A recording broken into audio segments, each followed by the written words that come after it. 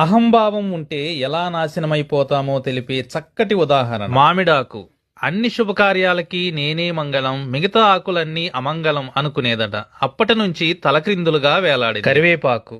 నేను అన్ని సుగంధాలకి పరిమళాలకి మారుపేరు, నేను బెస్ట్ మీరంతా వేస్ట్ అన్న. అప్పటి నుంచి కూరలో కరివేపాకు వేస్తాం, తినేటప్పుడు పారేస్తాం. అరిటాకు. అన్నం తినటానికి నేనే బెస్ట్ మీరంతా వేస్ట్ అంది. అప్పటి నుండి బెస్ట్ అనుకున్న అరిటాకు తిన్నాక డస్ట్ బిన్ లోకి వెళ్లిపోయింది. అసలు గొప్పంతా నాదే, అన్నం తిన్నాక ముఖశుద్ధి కోసం నేను తప్పనిసరి అని హొయిలులికింది తమలపాకు. అప్పటి నుండి మొత్తం నమిలేశాక దాన్ని బయటికి ఊసేయటం మొదలు పెట్టాడు మనిషి. పాపం తులసాకు ఏమీ అనలేదు, తన గొప్ప ఏనాడూ చెప్పుకోలేదు. అందుకే తులసాకును పూజిస్తాం, తులసమ్మ అని గౌరవిస్తాం. ఎప్పటికైనా అహంభావం వినాశనానికి దారి తీస్తుందని తెలుసుకోండి. తులసమ్మలాగా చక్కగా బతకండి.